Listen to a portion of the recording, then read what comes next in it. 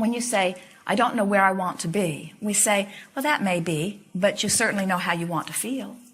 You may say, well, I don't know how I'm going to achieve all that I want to achieve, or even I don't even know what I want to achieve. And we say, well, that may be true, but you know how you want to feel as you have achieved it and as you're on your way to achieving it.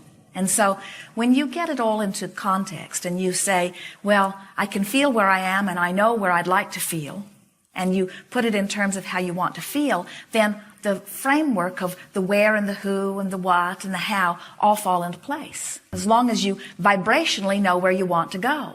And by vibrationally knowing where you want to go, we're saying as long as you emotionally know where you want to go, or as long as you know where you want to be emotionally. So you say about your children, I don't know what occupation they may choose.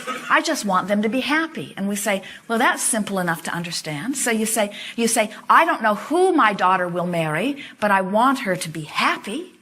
You say, I don't know where my house will be, but I want to love living there. And we say, there isn't anything that anybody has ever wanted. Not a material object, not a state of being. There is nothing that anyone has ever desired that is for any other reason than you want to be happy when you get there. You want it to feel good. You want it to be joyful. So when you start letting how you feel be your criteria about where you move, then everything takes care of itself. It is delicious to get on that path where you are no longer lamenting what's missing, but instead you are anticipating what's coming. In other words, it doesn't matter that it hasn't happened because it's happening. And it doesn't matter that it hasn't manifested because the fact that it exists is creating this vortex that's drawing me along on this blissful ride. And let's apply this. So I think it's possible, I just haven't done it. I think it's possible, I just haven't done it. I want to do it. So do you think we have identified? Yes. Now it might be that you really don't usually feel like it's possible. You might find that where you really are is over here from where you want to be, but it doesn't matter. It doesn't matter. It doesn't matter if you don't believe it at all. It doesn't matter if you said there's not a snowball's chance in hell. It does not matter how far away from your desire you are, because where you are is where you are. And where you are, you can always move closer to where you are. But we do think that it is helpful to not diminish yourself about where you are and acknowledge where you are, and then acknowledge that you are improving your feeling about where you are, because in that way you regain your power about it. Our goal here is to make you feel better, to give you some relief from that fearful thought that you're not going to get to do something that you want to do. Our goal is to give you relief, because we know that when you relax and say, well, it hasn't happened yet, but that doesn't mean that it's not going to happen, and you feel the relief of that, you're so much closer to it. When you really want something and you've been thinking about it for a long time, a little bit of allowing goes a long way. In other words, you just have to talk yourself into the vibration that allows you to do that. How would you define, what emotion would you assign to how you feel about this subject? Would you call it hopeful, or would you call it doubtful? Doubtful. So, and would you call it probable or improbable? Improbable. You're saying, it feels improbable to me that I'm able to do this thing I want to do. Isn't that interesting?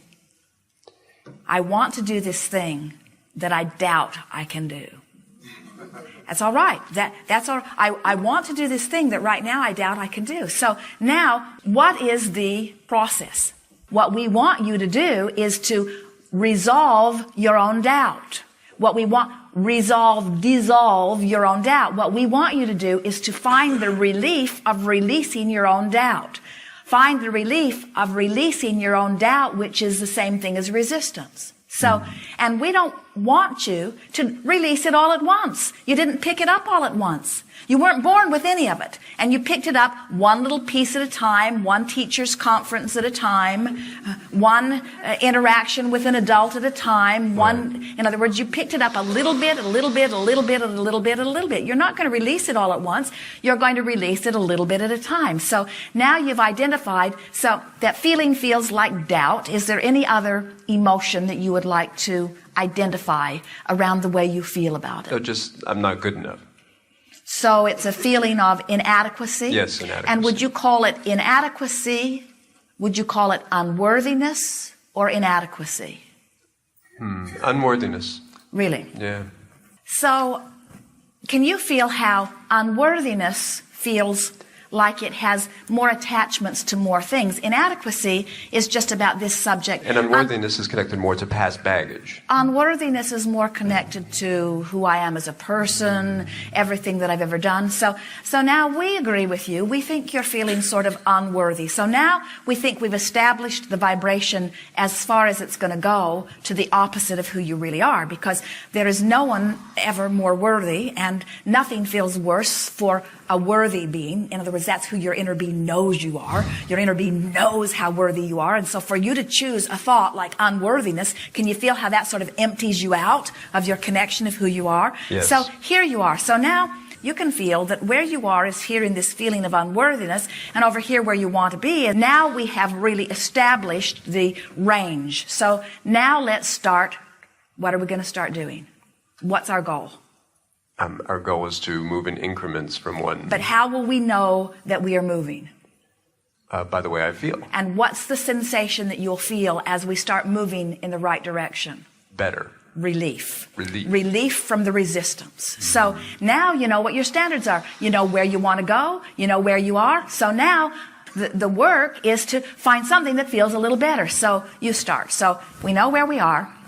So start rambling. Start offering words with the intent of feeling with your gut which way you're going. From unworthy to maybe I can't do it to... All right, so find some real statements. In other words... I feel lost. I don't know what to do. I'm indecisive. All right, so all of those things just keep you sort of there. So now try to reach for something that feels less than unworthy. And what emotions feel less than unworthy? In other words, which feels worse? That feeling of inadequacy, unworthiness, or a feeling of blaming someone for it? Which feels worse? Which feels worse? Unworthiness. Feels worse than blaming So which somebody. feels worse? Guilt about your unworthiness or blame about your unworthiness? Which feels worse? Guilt. So let's move to blame about your unworthiness. And let's find some relief in blame. Who comes to mind first? Mom and Dad. Easy marks, bless their heart. And they're really deserving of this blame when you think about it, because they didn't know what you now know, and they were part of a society that didn't know either. But you really didn't get off on a fair start with that, and so beat that drum just a little bit for us here. Let's see. Well, if my father had paid more attention to me, and if my mother hadn't told me I couldn't do things, then I'd be doing them. Good words. Now feel them as you speak them, and move into something that feels less bad. In other words, give us an example of what you mean. Give us an example of how you know your parents thwarted you. My mother would tell me virtually every time I wanted to do something, I couldn't do it. I had to wear glasses, or I was too small, or I was too weak, or I was too this, or I was too that. All right, so she was misguided, wasn't she? In other words, she clearly did not know what she was doing. She may have meant well, but those were not very helpful words. Now, we ask you, is that thought... Now, there are many psychologists that would say, please don't blame your dear mother. Right. But we're not them. What we're asking, because we are not interested in the credit or blame that you're giving to anyone. We're interested in your relief. And we're just reaching to feel the difference. And we can feel that the unworthiness that you were trumpeting a moment ago felt a lot worse than this blame that you are trumpeting now. Can you feel that? Well, I certainly feel more alive. That's so for sure. we want to say to you, good job. You have directed your thoughts into a more life-giving pattern, and you've made progress. Can you give yourself credit for the empowerment that you've discovered in those thoughts that you have just chosen? Yes. All right, now, you've moved. Good job. So now here you are in blame, which we certainly don't want you to get stuck in, but let's stay here for a while anyway, just because it's fun.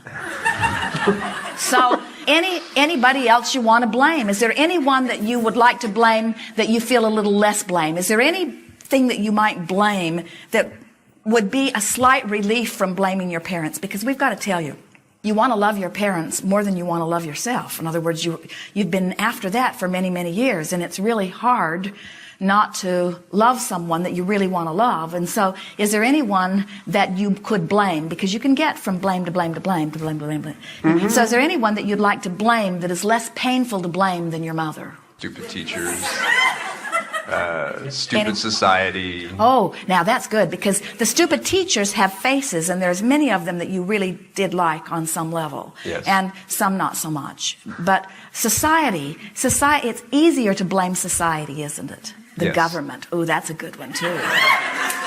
Easy to blame society, establishment, the government. But can you feel any relief in any of that? In other words, do you feel any relief in blaming the system or in blaming the way it is all set up? It's lighter, yes.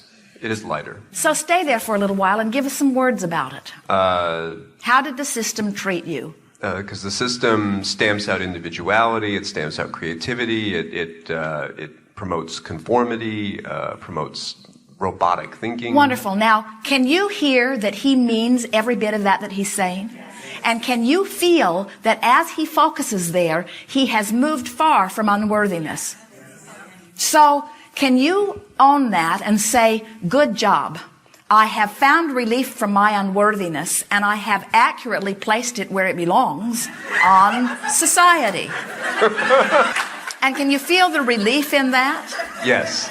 Now here you are, sort of blaming societies for what you were calling formerly your own shortcomings. But now here you are in a place different from where you want to be. But can you feel how much lighter the resistance is? So now when we ask you the question, does it feel probable or improbable? Probable. It does, doesn't it? Yes, it does. It feels probable.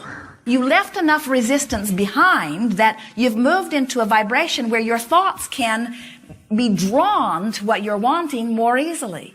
And so, just with that little bit of effort, can you feel how, as you approach the subject, as you stop often and say, all right, where am I relative to where I want to be? We would encourage you that whenever you feel an emotion that is obvious to you, especially if it is a negative emotion, that you stop and say, what's this emotion talking about? Well, it's talking about my relationship with so-and-so. And what is this emotion telling me? Well, I'm not where I want to be. Well, where is it that I think I would like to be from where I stand? So that you establish that range between where you are and where you want to be. And then, if you can, for a minute or two or three, lie in your bed or sit in your car or sit on a bench, focus on this subject and ask yourself, can I move this feeling toward where I'm wanting to go with some statements here and now? And it is our promise to you that as you keep reaching for something that feels a little better, there's no place you cannot get on any subject. And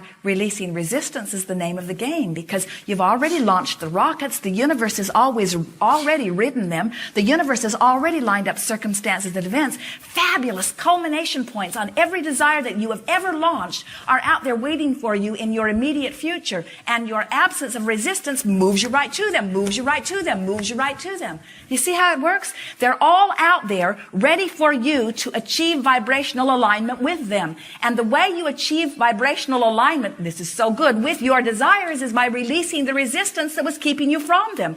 So one emotion at a time, you bring yourself over and over and over again back into your own empowerment, and then suddenly nothing feels improbable, nothing feels impossible. It's just a matter of, do I want it or not? Yeah, well, I'd like that. Yeah, I think I'd like that. All things are possible, and all good things are probable. And there is nothing that you cannot be or do or have. It's all there for you. If you have the ability to want it, this universe has the ability of yielding it to you.